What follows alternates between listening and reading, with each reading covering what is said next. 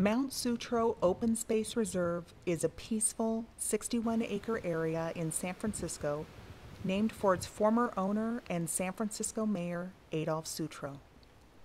Like most of San Francisco's higher terrain in the 1800s, the hill was covered primarily with native grasses, wildflowers, and shrubs.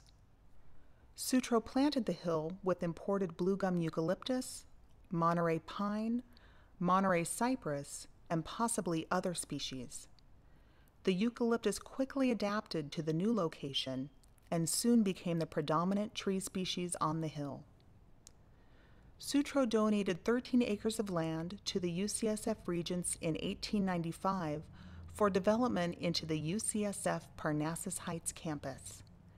In 1953, UCSF purchased a 90-acre parcel to the south, which included Mount Sutro. Most of this land is now the Mount Sutro Open Space Reserve. UCSF is committed to maintaining the reserve as a resource for San Franciscans and takes seriously its responsibility to keep the site safe and accessible. As part of its commitment, UCSF launched a community process in the spring of 2010 to identify the types of forest management practices that could be tested in small demonstration areas over the next 1 to 2 years to determine the practices that best contribute to the safety, health, and aesthetics of the reserve. During the 1990s, while working with the campus on the UCSF Long Range Development Plan, the UCSF Community Advisory Group, comprised of neighborhood residents, advised that the plan include recommendations for a maintenance and restoration program for the Mount Sutro Open Space Reserve's vegetation and its hiking trails. This became the impetus for the 2001 Mount Sutro Open Space Reserve Management Plan. The plan was developed over 3 years with substantial involvement from members of the community. UCSF has worked for the past 8 years to implement the management plan, focusing on top priorities in the plan related primarily to hazardous tree removal.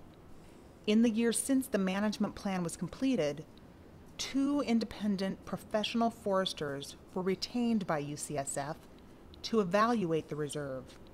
Their conclusion was that the forest has continued to decline in vigor, as evidenced by the increase in dead trees, as well as dying trees with thin crowns and small tree trunks. The decline in vigor is due primarily to the high density of trees, which results in a lack of optimal growth conditions. Healthy trees need enough space so they don't compete with other trees for light, moisture, or nutrients, so their canopies can spread. The canopy of this tree right now is fairly compact and almost columnar.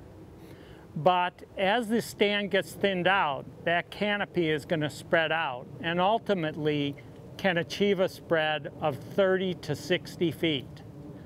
In some areas of the Mount Sutro Reserve, the mature trees are already at the desired spacing, and in those areas, UCSF is being advised that best practices for forest management would involve only removing the unhealthy, structurally deformed, and hazardous trees, as well as the understory fuel. In other areas, there is a dense thicket of unhealthy trees where a larger number of mostly small trees should be removed, along with a thick understory of primarily blackberry.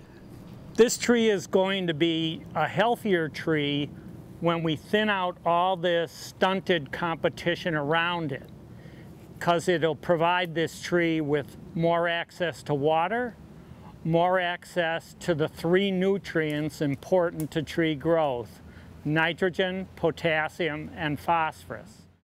In this area, we see both healthy eucalyptus with space to spread and some unhealthy and dying trees with dead branches in their crowns. We see evidence of harmful beetles, which exist in stressed, less diverse forests, along with uprooted trees due to shallow soils and steep slopes. You'll notice that eucalyptus trees have a lot of loose bark. That loose bark, which is filled with volatile oils and has high energy, creates a condition that fire scientists refer to as self-laddering fuels. By self-laddering, they mean that the fire can actually climb up the bark of these trees into the canopies. But there's another type of fuel ladder that is even more concerning here in the Sutro forest.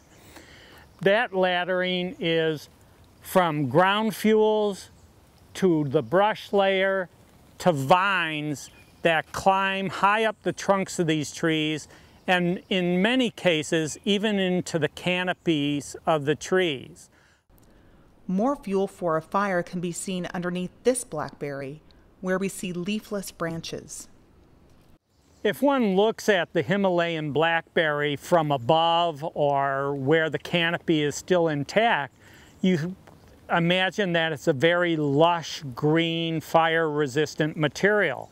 But after you cut away that canopy, you'll see that underneath there's a sub-canopy with an abundance of dead material that dries out very quickly and can feed a high-intensity fire.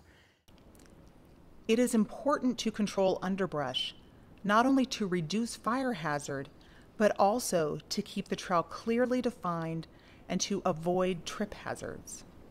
At this location, near the parking lot and building, we see unhealthy trees with dead branches in their crowns because they are competing for light, nutrients, and moisture.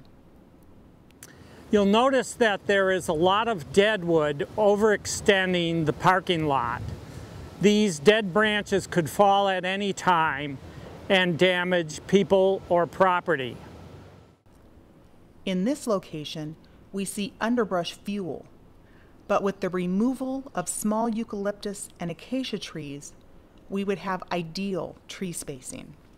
Of all the management actions recommended in the 2001 plan, perhaps the most critical is the identification and implementation of forest thinning demonstration projects. According to professional foresters, the reserve is covered with a dense, mature, and unhealthy forest that is slowly dying and growing susceptible to fire and disease. Unless thinning projects that include the removal of highly flammable forest floor debris and vegetative ladders up tree trunks are undertaken, the potential for a catastrophic fire threatening lives and property at UCSF, as well as in the surrounding neighborhoods, will only grow. While it is true that much of the year the forest is moist due to San Francisco's famous fog, there are periods of time in late summer and early fall when the combination of hot weather and dry winds creates dangerous fire conditions. UCSF worked with the community to identify 4 proposed demonstration areas for the reserve, areas of between 1/2 to 3 acres, to demonstrate the visual effects of intended vegetation removal and to determine the best methods for controlling regrowth. It is proposed that effective and acceptable techniques would be applied to a broader area of the forest in the future. UCSF is committed to managing and maintaining the Mount Sutro Open Space Reserve as a safe place for recreation and enjoyment.